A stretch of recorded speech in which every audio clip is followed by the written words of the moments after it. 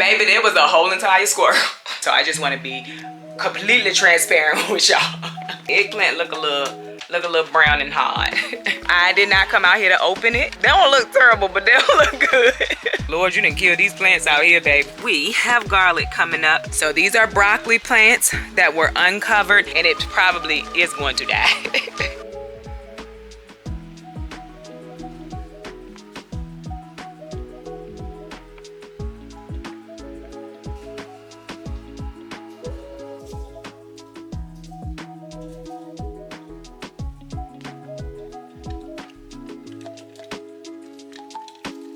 Hello, welcome to Yellow Door Urban Homestead. I am Asia and I'm an urban gardener growing in a small space out in my backyard.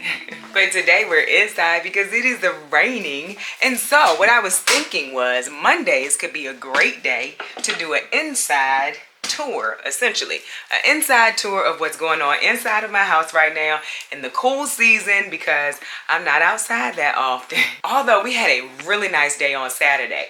But I had a very stressful, frustrating Friday, technically. And so I took Saturday and Sunday for myself, which I feel like is okay for me to do. So if you watch me on Essentially Asia, then you know what that was, but it's pretty much handled now. I'm just waiting to hear back from the company so we can get it all straightened out. But we're not going to talk about that over here. Today, I want to show you the mushroom grow tent. I did in fact purchase a greenhouse to go inside, so I'm going to show you that setup. Now, what I want everyone to remember at this point is that I've had the mushroom substrate for like a week. It took forever for the greenhouse to get here. I'm not sure what was going on with that. By the way, I finished my hat, y'all. I started a hat. Do y'all remember? I finished it. I finished it last night and started a new one.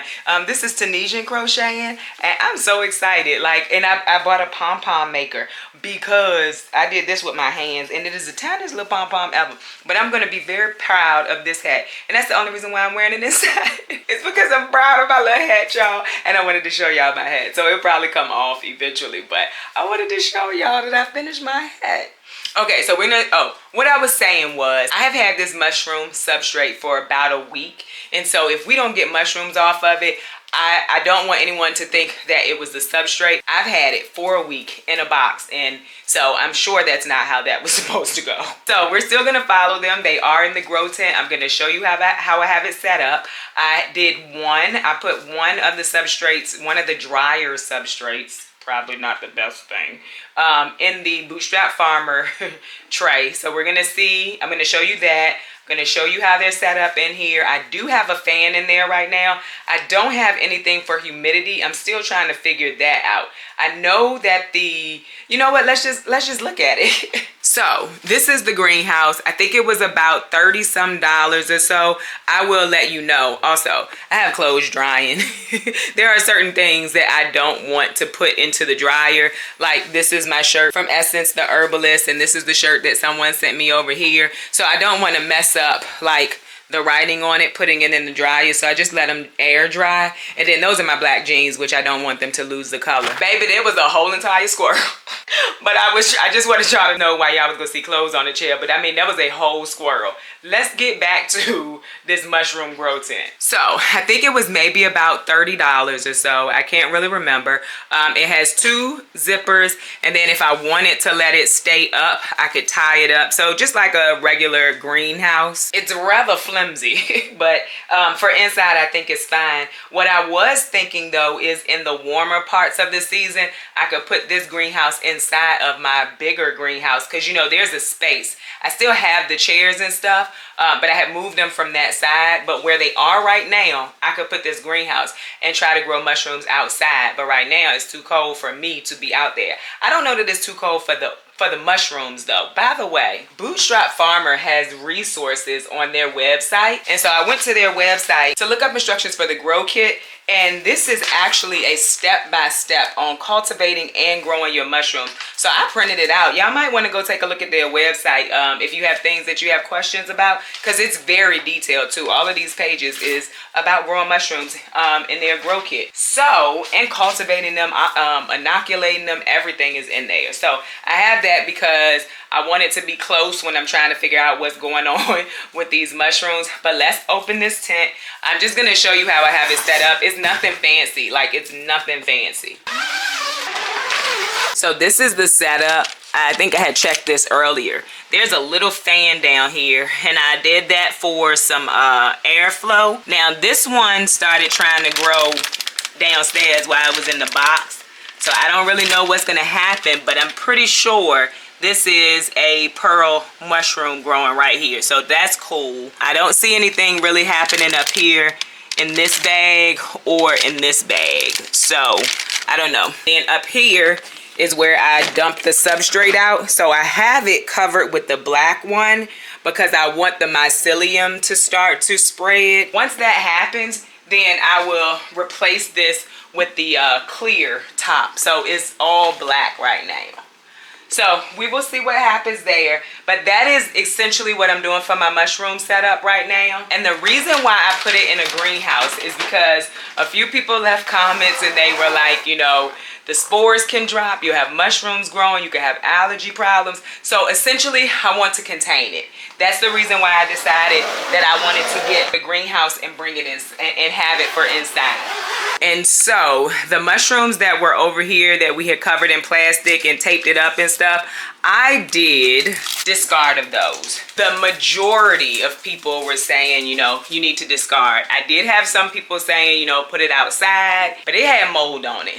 And I would not be able to even use it. Like I just wouldn't be able to use it. It's just the person that I am. So I discarded it. I put it into some brown paper bags and I put it into the trash. So those are gone and we're gonna focus on the 4 that we have.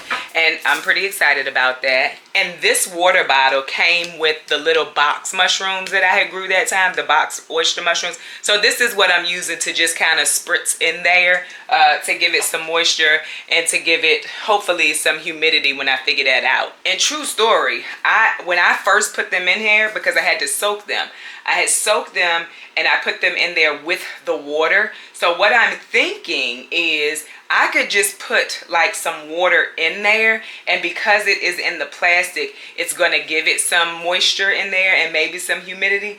I'm not sure. I'm gonna figure that out though, because it was quite humid inside of there when I had the water in there while they were soaking. So that's the mushroom update. I'm still trying it. I just want to do it where I feel safe. And so keeping molded bags, I didn't feel safe with that. Just having them sitting out, I didn't feel safe with that. My daughter does have allergies. And that time that she had the allergic reaction, there were 3 things that she ate that she never ate before. And there was a type of mushroom that she had never eaten. So I don't even really know what that allergic reaction was. But in case it was the mushroom, I want to contain those mushrooms in their own space. And so that's what I did. I'm happy with my setup. You can ask questions, but I'm very new. I'm very new to growing mushrooms. And so if there's something that I have read and is like what I'm going to use, I will, you know, answer the question. But I'm very like, this is my first time, aside from growing in a box that I got from Amazon. Well, I didn't get it. Someone sent it to me from Amazon. I've never grown mushrooms. So I just want to be completely transparent with y'all that we are absolutely learning this together. But I do, the fan I already had. I had it downstairs for the seedlings, but I'll get another one when it's time, because right now I think they definitely need to have airflow. I think that's where I went wrong with the mushroom bags that were over on this stand. There was no real airflow, and then I covered them with plastic. But again, I said that's what I was trying, but I'm very new to this. All right, let's look at the hydroponics growing systems. By the way, we have another one coming, a larger one that I'm gonna put into the living room. I'm gonna do a whole video setting that up for you all. I think it's gonna be really nice. It can double as a table. It's really nice. I can't wait to show y'all that. All right, so the hydroponics growing systems. Let's see, I think I'm gonna have to lift the top. Hold on. Okay, so we have germination on both of our tomatoes. I did thin them. 2 came up and I thinned them down to 1. We have a basil and we have a sunflower. Now, these lettuces did not germinate. This is the cilantro. It did not germinate. I think this is another sunflower and this is another basil. So I am going to replant those. We still have plenty of time left before it gets warm outside. So I'm going to replant those. And I really think it's my seeds. A lot of my seeds are very old. old, like I've had them for a while. And in these, sometimes like with the cilantro, I can't put 2 seeds in there. It's not big enough. Same thing with the sunflowers. Now the lettuce, I'm not sure what happened with the lettuce because I'm pretty sure I used lettuce up here too, but I also have lettuce that did not germinate up here. So it could be the same lettuce up here that's down there because this variety germinated just fine. So we are also going to replant those, but we do have lettuce and germination up here too. And so yeah, that's what we're looking like. That's the update on the hydroponics growing systems. And so I did decide on the fertilization, right? Okay, so up here we're using the fertilizer from the company. Now that fertilizer is old, so we will see what happens. It seems to be working right now though. So the thing said it may not be any good, but it seems to be working. And then on this one down here that has the larger plants, we are using the comfree from outside. So I have it in a jar, and I decided the rule for the company fertilizer is 20 milliliters per, I think 4 milliliters. No, for 4 liters it's 20 milliliters. And then for 5 liters, it's 25 milliliters of both of their fertilizers. So what I decided is I'm going to do 25 milliliters of comfree tea. Because if you used both of these, you would technically be putting in 50. But these are 2 different types of fertilizers. And the comfree tea is just one fertilizer. So that's what we're doing. We're going to see how that turns out. I'm going to watch it. And then depending on how things are growing, I might up it. So we'll see, but that's what I decided. Comfree tea in the larger one and the actual company fertilizer in the smaller one. I will keep you updated. So the other thing I did, if you remember, this was in that corner, had the dehydrator on it and it had the quail eggs on it. So I wanted more space on my counter for cooking and making bread and all of that stuff. So we put the coffee makers over here, and I put the dehydrator downstairs for the summertime when I was really going to be using it more. And then if I need to use it, I can always bring it from downstairs and put it on the counter up here. And then we put the quail eggs over here instead of where they were, because that'll go away soon too, and I'll have my whole counter. I never wanted a lot of stuff on my counter. It just kind of happened because I don't have a lot of counter space as it is. And also, let me give you an update on those quail eggs. So I'm not the best at kindling eggs, right? But I can tell when there is a quail baby in the egg. In most cases, I'm not sure there is any quail babies in any of those eggs. I'm going to keep you updated. We are 1 day away from 18 days. And if you remember, I tried something new. I tried 2 things new this time. I put it on 18 days instead of 21. And then I put it on 100.5 for the temperature instead of 99.5. But we're going to see. If none of these eggs actually hatch, we're going back to what we was doing. All right, update on downstairs. I have cleaned it. I have been keeping cardboard boxes, and they were all stacked here. The other day, it dawned on me. Break them down and put them in the smaller greenhouse outside. So that's where they are, because if you remember, the way that I am keeping my quail inside is with a cardboard base, like double cardboard on the bottom, and then I'm putting leaves in. It is amazing. I do not know why I did not think of it before. It keeps the smell down because this is animals in your house, but it keeps the smell down because I just do it like a deep litter method. Every day I go outside and I grab some leaves, or I have this cardboard box right here and I'll go and fill it up with leaves, and every day I will top off their cage. So if you can see now, I really don't want to interrupt them because they're all just kind of chilling. But see, it's dry in there. There is not a lot of smell in here. And they are happy. They are happy. And we love that. We love it, y'all. So that's the quail update. We still have all 8. They're all very happy. And we're good with that. We love it. Close it quietly and let them be. And so I have more good news. Ava Tubin is the same company that sent me the coop that the quail outside are in. They reached out to me last week and wanted to know if I wanted another coop, like just in time, because now these can still go outside. I can still keep the 3 that I have. I can still hatch out again. I am so excited. So that should be here sometime this week, I think. And I will show it to you. I'm not going to do a full video putting it together and stuff, but I will show you. Their coops are awesome. Like, I can't explain how well the Quail coop is holding up compared to like the first coop I ever had for the chickens, like, and the chicken coop I have right now. I haven't showed y'all, but in that coop was $600 maybe. I can't remember. The coop was expensive and it is holding up way better. Mine, well, you know, the chickens are bigger. There's more of them. I don't know, but it's holding up really well. Either way, I'm going to show you that Ava tubing coop when I get it too. All right, so we did clean out the tote and I honestly forgot to record that. But I literally just picked up the cardboard box that was in there. I folded it over and we were done. I didn't really clean this off because I know that I'm about to do another hatching. Well, I hope I am, because some just don't seem right with the eggs that's up there, and that's fine. You know, it is what it is. So we cleaned that out. We've gotten that ready for the next set. I will get leaves when it's time, you know, once they start hatching, because if they don't hatch, then I don't really need those leaves. So, and then I gotta wait for more eggs, because at this point the girls outside are laying a little bit less because it is cold. All right, we have onions. We have lots of onions, and we did finally go get the lights today. Literally less than an hour ago, which is why these look like this. So the girls will still eat them, but this is not what I was going for. I was going for a bunch of little plants, but these are kind of like microgreens, which is fine. I'm gonna give them to the girls. I think I could eat them too, but you know, we're gonna give them to the girls. That's what they were originally for. And so I'm not gonna waste that electricity, because no way at this point I'm gonna get what I was hoping for out of these. But the girls will still eat them and they'll still be nourishing to them. So we started those together. The onions are finally coming up. I'm very excited. That's going to be a lot of onions, and I'm going to find somewhere to put them. But let's talk about these.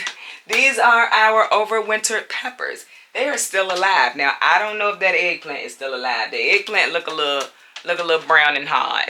I think this is the eggplant, and when I scratch, I'm not seeing any green. That's how I'm making sure they're still alive. And I don't believe this eggplant is still alive. I think we lost the eggplant, which is fine, because next month I will start my eggplant. Eggplant is one of the things that I do start pretty early, or at least I used to. I don't know if I did it last year, because last year I was adamant on I'm not starting anything too early, because I don't want to keep it in the house, and I don't want to do this, and I don't want to do that. Eggplant will be one of those things that I start pretty early this year, because I've had my most success starting them in like January and just keeping them alive until it was time to plant them out. But everything else is looking really good in here. I also have some that are trying to grow their leaves back, because I have the window open sometime, and of course now the lights are going to be on. But I just pull the leaves off because I don't want them to grow right now. I just want their roots to stay alive, and then when it's time I will put them back outside. And I have not gotten any blackout curtains, so that is what it is. I will be still looking to get blackout curtains, but I don't have any right now. And like I said, the girls aren't laying just a whole lot, but they are still laying, the chicken and the quail. So this is what we have right now. I have been having to eat chicken eggs more than I eat quail eggs. Right now I'm not eating my quail eggs at all. I think I told y'all that, because I want to be able to save them to incubate them the next time. And then so like that's some of the reason why maybe some of these eggs won't hatch, is because maybe I had them too long. That is not the case for all of them. And again, I'm not the best at kindling sometimes, but this time I am pretty sure I didn't really see anything in any of those eggs. So let's cross our fingers that we get some. If not, we'll just have to wait until the next time. So I am gonna walk outside really quick. We're not gonna stay out there long. The greenhouse plants, Puppy, what are you doing? Our temperatures were getting into the low 20s, y'all. We had, that's what they normally were, but we had a 18-degree day, and I just couldn't do it. I did not come out here to open. Well, we had an 18-degree night, but then the days were still super duper cold, and I couldn't do it. And so I did not come out here to open it, and so it probably got hot in there when the sun came out. several things probably happened, but it was so cold. I was coming outside to take care of the chickens and the quail, and that was it. I was like, I gotta go back inside. So I'm gonna show y'all the greenhouse first. They don't look terrible, but they don't look good. All right, so that's the greenhouse. It's a decent day today. It's like 50-some degrees, but it's kind of rainy. They are pepping back up. They look much worse yesterday. I was like, Lord, you didn't kill these plants out here, baby. See, like right here, that's frost damage. That's not gonna come back, so I'm just gonna take it off. When it's limp like this, like that, limp and droopy is two different things. This is frost damage. The limp, droopy, the molecules or whatever, the cells in this plant, in this leaf, that's gone. Like this one though, if you feel the leaf, it's still tough. And you know, you got a little bit of bend here, but it will come back. And that's what's going on in the greenhouse. So I think we have frost damage, but we also have a little bit of heat damage because I was not coming out here to open this. I was not. And then, looky here. So this is the moringa. If I come down here and scratch, it's still alive. I try not to do it too often, but the top of this looked terrible. So I'm probably gonna go ahead and cut it eventually in the next few days. The top of this also looks terrible, but as I'm told, it wasn't gonna keep the leaves anyway. So I'm like, okay, cool. But they're still alive, and so is this. I'm pretty sure this is also still alive. This is lemongrass. It still smells good. It started drizzling. Oh, by the way, y'all, we have garlic coming up in that little bed that gave me a fit. Y'all see it? There go one right here coming up. There's one right there, here, here. So we have garlic coming up. Now, I don't know if it's coming up under this pepper plant stuff, but I think that it can. I think that it will. So it's garlic all in this bed. Yep, there go one right there. You see it? And then there's one back there too coming up. So the garlic is coming up in the greenhouse. This is turning into a garden tour, y'all, because it's not that bad outside and it's not raining anymore. It was raining earlier. So let me show you the plants out here. Uncovered plants. And we had a 18-degree night. Now, remember I said before that I'm pretty sure the fact that I have a privacy fence helps somehow. Now, I'm not a science person, so I don't know exactly how it helps, but it does help somehow. So these are broccoli plants that were uncovered. Now, they looked terrible yesterday, baby. They looked terrible yesterday. I gave them a very deep watering yesterday, and then it rained this morning. But like, if you look at this one, the middle leaves are still good, so the plant is still alive, but it took more damage than some of the others. And so this is what we're looking like. Same thing here. Took some damage, but the middle leaves are still alive. If you go down the line, we pretty much have living plants. Now this cauliflower, it got burnt. It got damaged a little bit. But the middle leaves are still good. Over here, we have this plant here. That was a larger one that seemed to be more mature, but some of the leaves definitely took some, got some damage. The one beside it looks fine. The carrots are looking just fine right now. This pak choy is looking a little damaged. The larger leaves are absolutely looking a little bit damaged, but the middle leaves are still fine. This cabbage in here look terrible, so I'ma leave it. We all know I'm gonna leave it, but I'm gonna leave that cabbage where it does look terrible compared to this cabbage right here, which is still sitting up, which is still trying to head up. This one is heading up the most. The leeks don't look horrible, but who knows. And then this broccoli, I left it out here because I wanted it to get bigger. I'm probably gonna take it today, but you see, it's not damaged. It's just fine. Brussels sprouts looking good. Now the collard plant, the collard tree took some damage. Like this leaf, you can still feel has its texture, but it's still also a little limp. So you know, I probably could still take that and throw it in something to eat. This one didn't really take much damage, but this one that was taller did. The snapdragons are just fine. Like I said, snapdragons don't mind cool weather. And they are also branching out, so I'm not going to snip them. They are branching out all on their own. I'm going to let nature do its thing. They're all branching out all on their own. So I'm going to let nature do its thing there. I'm not going to do nothing to it. Let's see here real quick. It's drizzling. So remember we had broccoli coming. It was a small head. Those are still growing too. They went through the cold weather. Now the larger leaves of this kale took some damage, but I'm sure I could still use them, still eat them. This one, now this is the difference between an established plant like this and one that didn't get to grow too much. I don't think that one is dead, but we're gonna get super cold temperatures again and it probably is going to die. And the things that are over here that are more shaded and they weren't as mature, they look terrible, just so you know, but their middle leaves are fine. So that's why we're gonna leave them, but the plants look terrible right now. Over here is the same thing. These are all smaller broccoli and the middle leaves are good, but not so much the older leaves. My chicken got out. That's a cabbage. She had fun. More cabbage. These are the dinosaur kale. Dinosaur kale are pretty frost tolerant, so freeze tolerant. But okay, so we gotta go inside because it is starting to rain again. But I'm gonna give you a quick overview of the garden.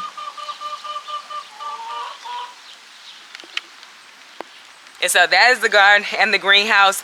Oh, by the way, the worms are fine too. Matter of fact, when I didn't come out here to open it, I didn't come and uncover them either. So I'm sure they were nice and warm. Oh, and they're moving down into the second tray. Maybe moving down into the third. I haven't checked, but I definitely checked the second tray. So they've been moving down. I really, for whatever reason, could not wrap my head around how that was gonna work. For whatever reason, I could not. But it has worked out. So that's just a quick tour of inside and outside in the colder season. That's what I do. I still get things done. I still want to be growing, and so I do a lot of growing inside. Even my quail, I do them inside too. Let me show y'all real quick before I sign off the new hat I started too. Like I'm just on to the next. So this is the new one I've started. I did the same stitching. I did Tunisian crocheting still because I really do like it. It looks knit, but it's actually crochet. So this is the next one I'm working on. True story, with the weather the way that it is, I might finish that one tonight. And I purchased a pom-pom maker, so excited about that. So I can have a bigger pom-pom than what I got on this one. But I'm loving this one too, and I never took it off, did I? Alright, so I hope you enjoyed this video. If you did, don't forget to like, share, and subscribe. Don't forget to visit me over on Instagram, where I post about the things going on in my garden almost every day. Bye, y'all.